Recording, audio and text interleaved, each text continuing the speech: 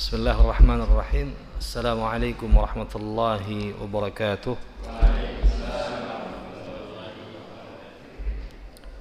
إن الحمد لله نحمده ونستعينه ونستغفره ونعوذ بالله من شرور أنفسنا وسيئات أعمالنا. من يهده الله فلا مضل له ومن يضلل فلا هادي له. أشهد أن لا إله إلا الله وحده لا شريك له وأشهد أن محمدا عبده ورسوله. اللهم صل وسلم وبارك على عبدك ورسولك نبينا محمد وعلى آله وأصحابه ومن اتبعهم بإحسان إلى يوم الدين. قال الله تعالى في كتابه الكريم: أعوذ بالله من الشيطان الرجيم. يا أيها الذين آمنوا اتقوا الله حق تقاته ولا تموتن إلا وأنتم مسلمون. يا أيها الناس اتقوا ربكم الذي خلقكم من نفس واحدة وخلق منها زوجها وبث منهما رجالا كثيرا ونساء واتقوا الله الذي تساءلون به والأرحام إن الله كان عليكم رقيبا. يا أيها الذين آمنوا اتقوا الله وقولوا قولا سديدا يصلح لكم أعمالكم ويغفر لكم ذنوبكم ومن يطع الله ورسوله فقد فاز فوزا عظيما.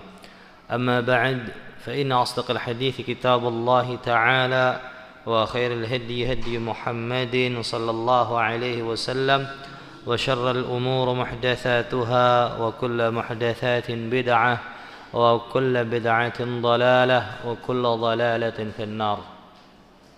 رب زدني علما وارزقني فهما. رب اشرح لي صدري ويسر لي أمري واحلل عقدة من لساني يفقهوا قولي. اللهم لا سهل إلا ما جعلته سهلا وأنت تجعل الحزن إذا شئت سهلا. اللهم إنا نعوذ بك من علم لا ينفع ومن قلب لا يخشع ومن نفس لا تشبع ومن دعوة لا يستجاب لها. أحبة في الله rahimani wa rahimakumullah jami'an. Alhamdulillah, segala puji dan syukur kita panjatkan hanya kepada Allah Subhanahu wa taala Rabbul Alamin yang telah memberikan begitu banyak karunia nikmatnya kepada kita, dan sungguh nikmat yang Allah karuniakan kepada kita sangatlah banyak, sehingga tak ada satupun di antara kita yang sanggup, yang mampu untuk menghitung nikmat-nikmat tersebut.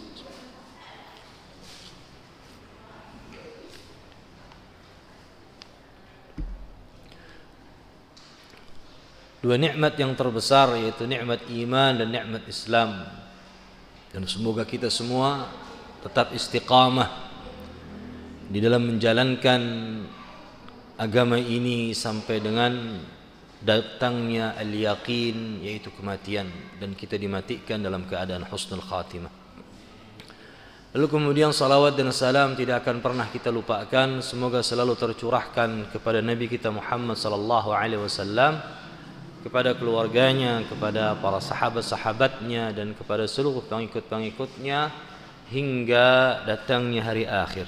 Ahibba fillah rahimani wa rahimakumullahu jami'an. Kembali kita membahas kajian kita berkaitan dengan sejarah kehidupan Nabi kita Muhammad sallallahu alaihi wasallam, yang pada kesempatan malam hari ini ya, kita memasuki pembahasan tentang hadithul ifki, yaitu peristiwa dusta. Namun sebelum kita menceritakan ya, tentang peristiwa hadithul ifki ini ya, peristiwa dusta ya,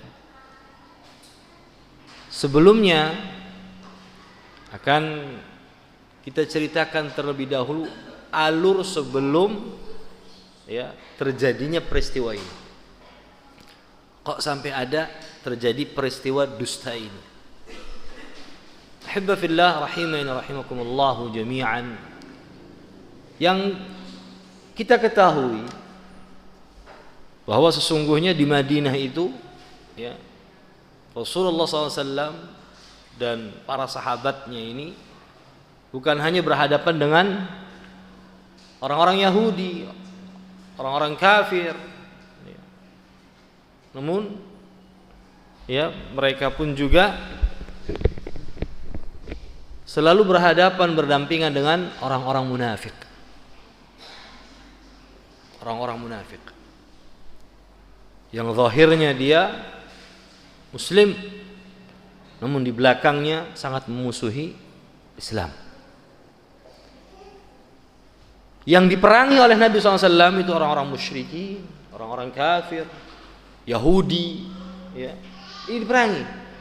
Tapi orang-orang munafik tidak diperangi oleh Nabi SAW. Bahkan mereka ikut. Aduh, di center. Aduh, jazakallah khair. Masya Allah. Taib. Jadi sampai mana kan? Tangan dikit buka. Orang-orang kafir, orang-orang Yahudi diperangi oleh Rasulullah SAW. Tapi orang-orang munafik Allah tidak perintahkan. Malah mereka ikut bersama Nabi SAW. Pertanyaannya kenapa nggak diperangi? Padahal Nabi sudah dikasih tahu nih sama Allah nih orang-orang munafik nih. Bahkan raisnya, kepala sukunya sudah dikasih tahu nih kepala sukunya. Tapi Allah tidak merendahkan Nabi SAW dan para sahabatnya untuk membantai orang-orang munafik. Kenapa? Karena menampakkan keislaman. Bisa jadi nanti dia akan benar-benar bertaubat taubatan nasuha kepada Allah Subhanahu wa taala. Hanya nggak diperangi, tapi jadi benalu. Ya. Pasukan muslim ini jadi benalu. Ya. Jadi sebelum terjadi kejadian haditsul ifki ini, ya, orang-orang munafik ini mereka berkata, ya, ketika pada perang Ahzab itu, pada perang Khandaq, kan kaum muslimin dimenangkan. Rasulullah SAW dan para sahabatnya dimenangkan. Padahal di situ sekutu banyak itu. Ada orang Yahudinya, ada kafir Quraisynya, ada orang munafik bahkan di dalam. Ya, mereka di dalam parit bersama Rasulullah SAW. Tapi mereka bergabung dengan pasukan musuh. Kok bisa sampai menang? Padahal sudah bergabung, orang-orang Arabnya sudah bergabung, ya. Yahudi, munafik ini sudah bergabung. Kenapa sampai dimenangkan? Ya. Dari mulai perang Badar, ya. Kemudian lanjut lagi perang Uhud, ya.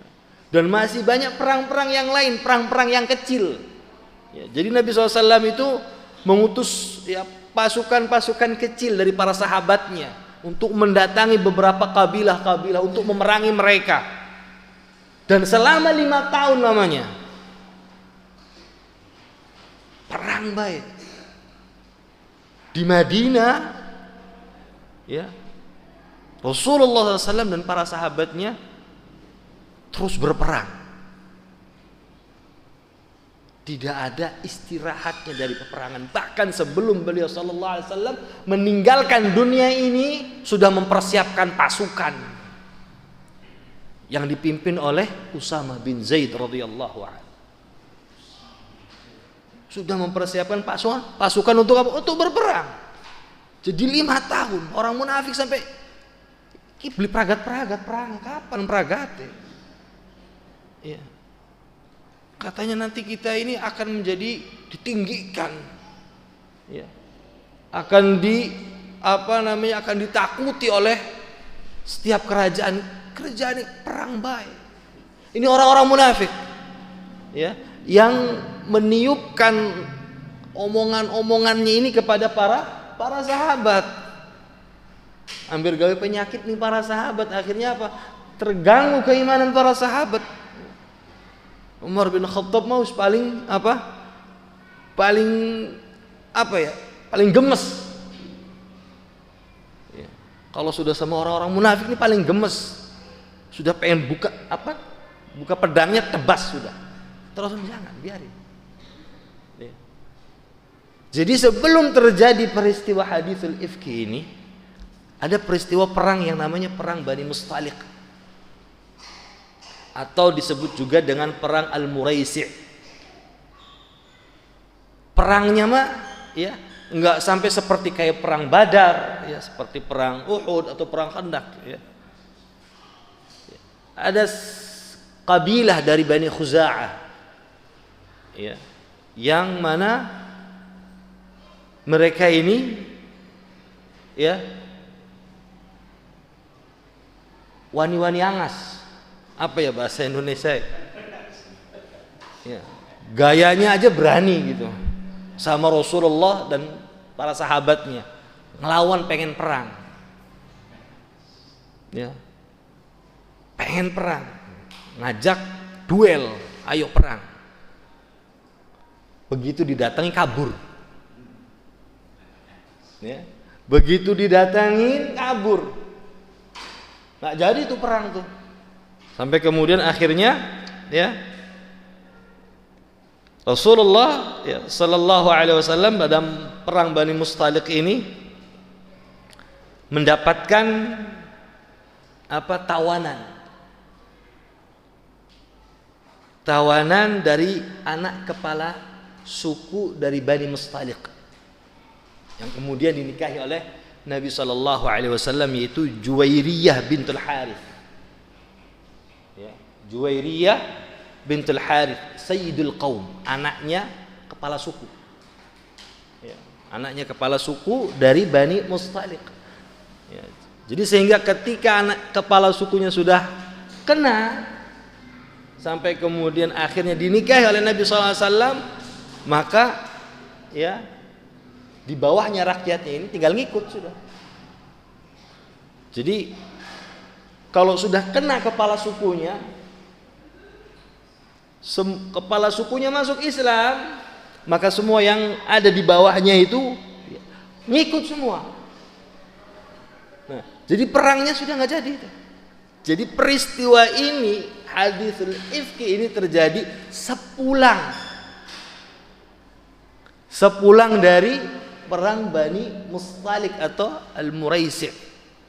Ya, makanya disebutkan di sini oleh Ibnu Ishaq ini rahimahullah ya, tentang sabab terjadinya perang Bani Mustaliq itu, termasuk di dalamnya dalil tentang terjadinya peristiwa dusta yang dihembuskan oleh orang-orang munafik.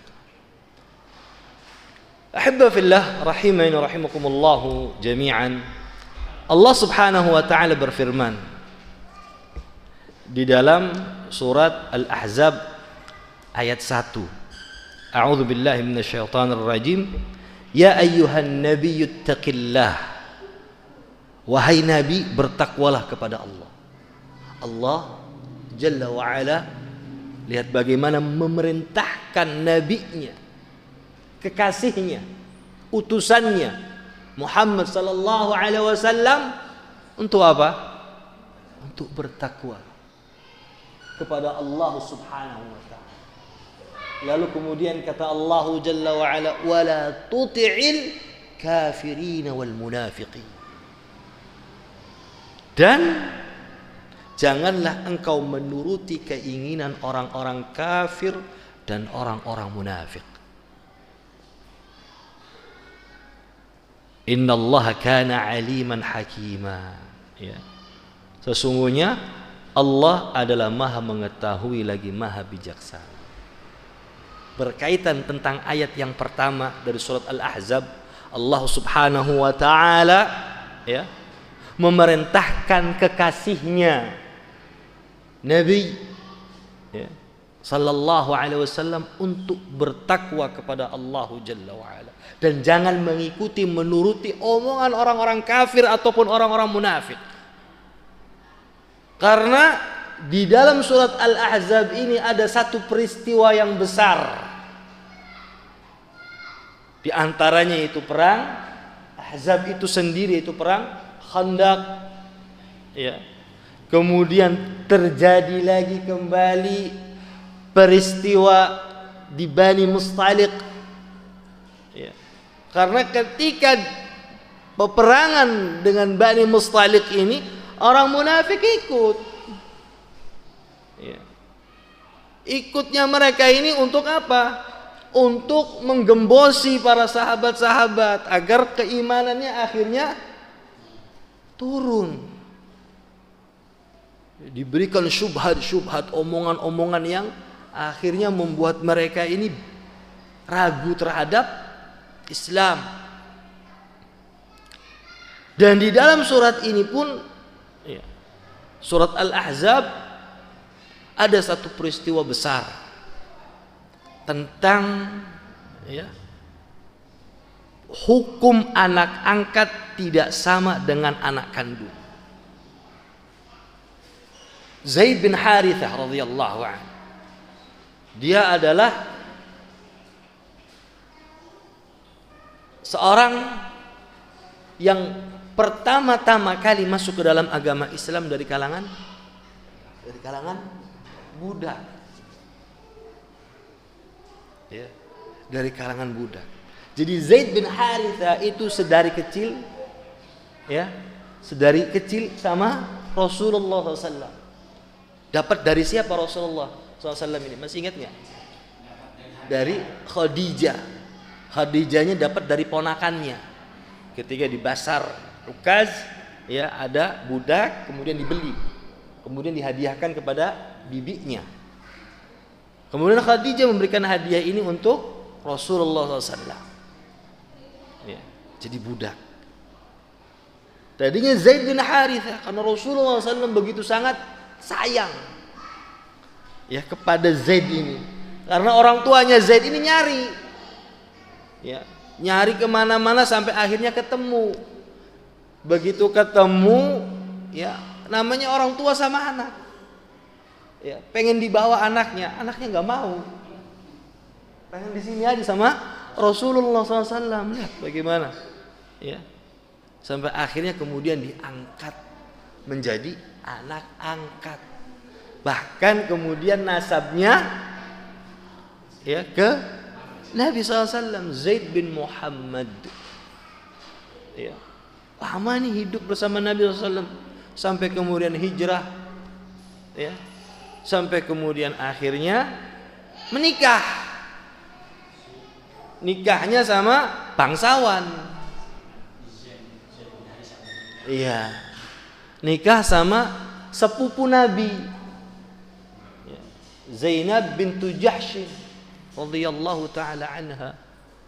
Nikah nih, ya, karena ini perempuan bangsawan, Zaid istilahnya kasarnya ya kelas bawah lah, ya, lamun anu mah diules-ules. Lama kelamaan Zaid saat Nabi sabar, ya, lama kelamaan akhirnya ini nggak bisa tahan lagi. Padahal Nabi sudah mengasih sabar, namanya berumah tangga, ya. Sampai akhirnya kemudian Zaid sudah nggak kuat dengan Zainab. Namanya rumah tangga, lihat rumah tangga para sahabat pun sama seperti ini. Ya, kalau rumah tangganya kita jadi ribut, rumah tangga para sahabat kita biadu pira. Lihat, akhirnya apa? Ini kecintaan Nabi ini Zaid bin Harithah. Ya, sampai disebut Zaid bin Muhammad. Cerai sudah nggak kuat, cerai sudah. Nah, begitu cerai, begitu Zainab diceraikan oleh Zaid bin Harithah, Allah turunkan firman-Nya, turunkan wahyunya kepada Nabi sallallahu alaihi wasallam, memerintahkan Nabi sallallahu alaihi wasallam untuk menikahi Zainab bintu Jahsy. Dan di kalangan Arab itu aib yang sangat besar. Ya, lancak, apa bahasa Jawa nih? Bekas mantu. Cuman mantu anak, bukan anak. Dan di sini pembatalan anak angkat. Yang tadinya Zaid bin Muhammad kembali lagi menjadi Zaid bin Harithah. Dan orang munafik lebih gencar lagi ngembosinnya, ini apa-apaan mana. Nabi SAW di situ diuji betul-betul. Sampai kemudian nanti ada peristiwa hadithul ifki ini. Lebih sangat menyakitkan diri Nabi SAW. Para sahabat Umar bin Khattab diantaranya sudah gemes, ya, sudah gemes. Dalam peristiwa ini Nabi SAW diuji dengan ujian yang begitu sangat berat. Rumah tangganya digoncang. Ya. Lihat orang munafik ini, benalu, benar-benar benalu. Sampai detik ini, sampai saat ini, ya, terus mereka membisikkan, menggemboskan, ya, dengan bisikan-bisikan syubhat kepada kita kaum muslimin agar ragu terhadap keyakinan kita, terhadap agama kita. Lihat Nabi SAW saja dibegitukan. Makanya dalam ayat yang pertama dari surat Al-Ahzab, Allah berkata kepada Nabi, memanggil nabinya, ya ayyuhan nabi, wahai nabi, bertakwalah kepada Allah, ya, takutlah hanya kepada Allah dan jangan ikuti omongan orang-orang kafir atau orang-orang munafik, ya. Dan dalam hadis ifki ini, peristiwa dusta ini, wah, nabi manusia biasa sama seperti kita, ya. Terus-terusan ayo diomongin yang nggak bener, lama-lama sakit. Tapi diperintahkan oleh Allah Subhanahu wa taala untuk terus bersabar. Ya. Dalam Al-Qur'an surat Al-Ahzab ayat 37, ya, kemudian 38, 39 sampai 40. Jadi perintah Nabi sallallahu alaihi wasallam untuk menikahi Zainab bintu Jahshin, yaitu sepupunya sendiri, itu merupakan perintah dari Allah Subhanahu wa taala untuk membatalkan, ya, anak angkat menjadi anak kandung. Sehingga orang-orang munafik ini gencar ngomongin Nabi sallallahu alaihi wasallam karena ini merupakan aib bagi mereka. Kemudian hibafillah rahimakumullah jami'an disebutkan di ayat yang ke-40 dari surat Al-Ahzab, ma kana Muhammadun aba ahadin min rijalikum walakin Rasulullah wa khataman nabiyyin wa kana Allahu bikulli syai'in alima. Muhammad sallallahu alaihi wasallam itu sekali-kali bukanlah bapak dari seorang laki-laki di antara kamu. Yaitu maksudnya Nabi Muhammad SAW bukanlah ayah dari salah seorang sahabat, ya, yaitu Zaid yang telah dinikahi oleh Nabi SAW dengan saudara Nabi, sepupu Nabi, yaitu Zainab bintu Jahshin. Tetapi Nabi Muhammad, dia adalah Rasulullah, utusan Allah. Ya, mulai, ya, saat itu kembali lagi nama Zaid menjadi Zaid bin Harithah, tapi tetap menjadi kecintaan Nabi sallallahu alaihi wasallam. Ya, karena setelah itu, ya, Zaid menikah lagi. Ya, Zaid menikah lagi. Kata Nabi sallallahu alaihi wasallam, ya, ketika bersama para sahabatnya dan kumpul di situ juga Zaid bin Harithah, kata Nabi SAW, maukah kalian aku tunjukkan seorang perempuan penghuni surga? Ya, kemudian lewatlah Ummu Aiman radhiyallahu anha. Jaraknya jauh, ya, jaraknya jauh. Tapi kemudian lihat, kembali lagi Allah yang ngasih. Antum mau usaha kayak gimana pun, kalau Allah belum ngasih nggak bakal dikasih. Nikah dengan Ummu Aiman dan keluarlah Usamah bin Zaid.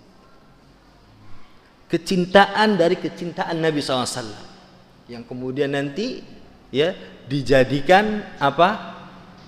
Panglima perang, qaid di usianya yang masih sangat muda, ya.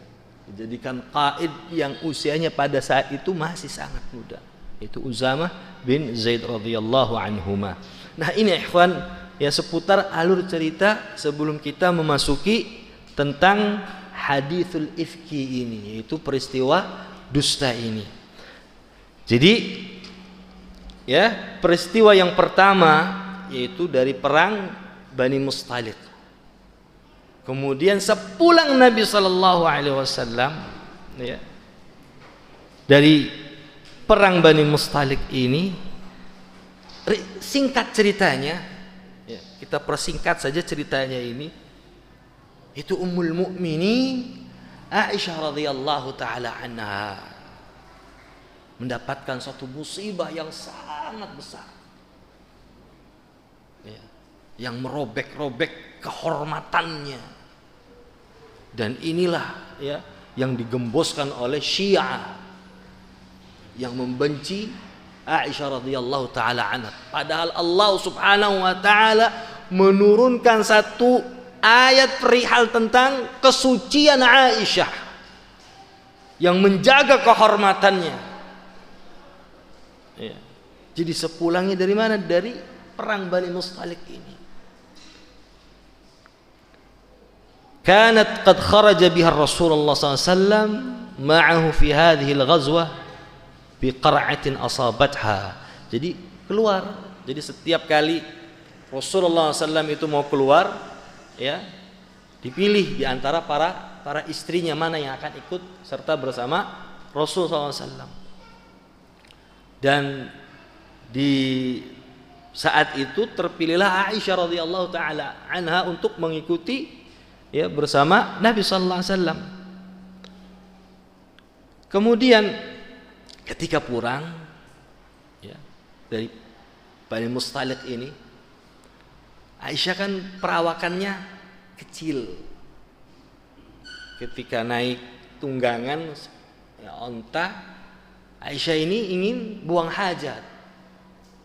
Dan ketika itu Rasulullah SAW dan para sahabatnya sedang beristirahat di Muraisi'. Lagi istirahat. Nah, Aisyah keluar ya, dari apa namanya? Apa sih bakat onta ning dhuwur di peano kah? Ya, tandu, kayak tandu begitu. Karena Aisyah itu badannya kecil, dia keluar ingin buang hajat. Sekembalinya dari buang hajat, tunggangannya ini sudah nggak ada. Dikiranya ada Aisyah di dalam karena badannya kecil. Jadi begitu ontanya berdiri lagi, ini nggak kerasa. Kalau badannya besar kan mesti kerasa tuh, berat gitu. Ini badannya kecil Aisyah. Begitu ontanya berdiri nggak kerasa. Disangka Aisyah ada di dalam jalan. Yes. Nah, kemudian habba fillah rahimani rahimakumullahu jami'an. Kemudian akhirnya bingung Aisyah. Sudah duduk. Akhirnya tertidur. Karena sudah rombongan Rasulullah SAW dan para sahabatnya ini sudah meninggalkan tempat itu. Tinggal sudah Aisyah. Akhirnya tidur Aisyah. Nah, kemudian ketika terjadi peristiwa itu, ada seorang sahabat Nabi SAW dan tahu, dan dia merasa kaget begitu melihat ada Aisyah. Padahal pada peristiwa itu sudah disyariatkan yang namanya hijab. Jadi sudah berhijab, tapi tahu Sofwan ini Aisyah, istri Nabi SAW. Ya. Sofwan ibn Mu'attal radhiyallahu anhu. Ketika itu dia pun tertidur. Ya, jadi lama-lama ditinggal oleh Rasulullah SAW dan para sahabatnya karena tertidur. Ketika dia bangun dari tidur, kemudian melihat ada Aisyah radhiyallahu taala anha, ada Ummul Mukminin. Kaget dia. Dan dia tidak berani berkata sepatah kata pun. Kaget ketika melihat ada istri Nabi sallallahu alaihi wasallam. Ya. Kemudian akhirnya Safwan bin Mu'attal radhiyallahu an memberikan tunggangannya kepada Aisyah dengan tidak berkata sepatah kata pun. Ketika Aisyah sudah terbangun gitu. Namun ketika Aisyah masih tertidur, Safwan tidak berani. Dan dia tidak meninggalkan Aisyah karena sudah nggak ada. Sudah jauh Rasulullah SAW dan para sahabatnya ini sudah meninggalkan mereka. Sampai kemudian Aisyah terbangun, ya, kemudian naik kendaraan tersebut, ya, dan Safwan tidak berkata sepatah kata pun, dan Aisyah pun tidak berkata sepatah kata pun kepada Safwan. Wow. Akhirnya kemudian hibba fillah rahimani rahimakumullahu jami'an, sampai para sahabat Rasulullah SAW dan para sahabat pun ketika sampai, dan ternyata ketika dibuka tundung itu nggak ada Aisyah. Wah, mending, wah, tinggalan, wah, jadi ketinggalan gini. Ya, ya sudah, kita kembali lagi. Ya. Belum sempat kembali, datang bersama Safwan bin Mu'attal radhiyallahu anhu. Balik mana wong munafik? Wah, bener gini. Langsung digembosin, diomongin omongan yang tidak baik, tidak benar. Disangka Aisyah selingkuh, berbuat zina, ya. Wah, digembosin sama orang-orang munafik ini. Rasulullah manusia biasa, larat ini, sakit, ya. Sampai akhirnya kemudian, mana yang mesti saya percayai? Sedangkan melihat dengan mata kepala sendiri. Ayo, antum kayak gitu gimana? Ayo, wah, jam wes diantar ikut je, wah, ya, sakit Nabi. Ya Allah, lihat istrinya yang dia cintai ditumpak tunggangan milik sahabatnya. Munafik terus kembosi omongan-omongan yang tidak benar. Kayak tadi kan, ya ayyuhan nabiyyu taqillah, wahai nabi bertakwalah kepada Allah. Ya, takutlah kepada Allah dan jangan turuti orang kafir ataupun orang munafik. Di ayat yang pertama ini. Karena apa? Nabi bingung. Terus-terusan digembosin, terus-terusan diomongin yang nggak baik tentang keluarganya. Ya. Tentang keluarganya. Sampai kemudian Nabi nggak bisa berkata-kata lagi sudah. Tinggal Aisyah. Ditinggal Aisyah ini. Nabi nggak ngajak ngobrol. Ya, karena Nabi bingung mana yang mesti diikuti. Karena belum turun ayat tentang Aisyah ini. Diuji Nabi sallallahu alaihi wasallam ya. Keluarganya diuji. Ya. Sallallahu alaihi wasallam. Jam berapa? 3 menit lagi, tayyib. Ada waktu 3 menit lagi, insyaallah nanti tentang cerita ini akan kita lanjutkan, ya, peristiwa hadithul ifki ini bagaimana kemudian akhirnya Allah Subhanahu wa taala mensucikan, ya, istri Nabi Aisyah radhiyallahu taala anha. Di kesempatan yang akan datang, ya, kurang lebihnya kami mohon maaf, mungkin ada yang ingin ditanyakan, ya, silahkan.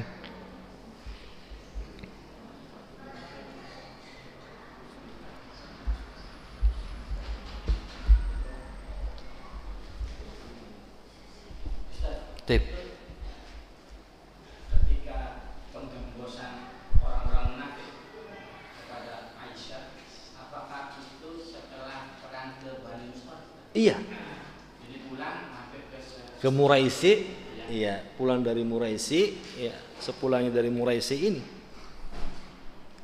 Jadi kaum munafik ini, ya, ketika pada perang Ahzab, ya, terus memberikan omongan-omongan yang membuat ragu para sahabat Nabi SAW. Kemudian ya ketika Nabi SAW diperintahkan oleh Allah Subhanahu wa taala untuk menikah dengan Zainab bintu Jahshin, ya, kemudian peristiwa ini terakhir ini, peristiwa sepulangnya Nabi SAW dari Muraisi ini, dari peperangan Bani Mustalik ini. Ya, itu peristiwa dusta yang disebarkan oleh orang-orang munafik, ya, kepada keluarga Nabi SAW, yang nanti kemudian ini ya Allah Subhanahu wa taala, ya, itu lama itu, ya, hampir beberapa pekan Nabi SAW tidak mau ngobrol sama Aisyah, ya. Wajar, namanya seorang suami manusiawi.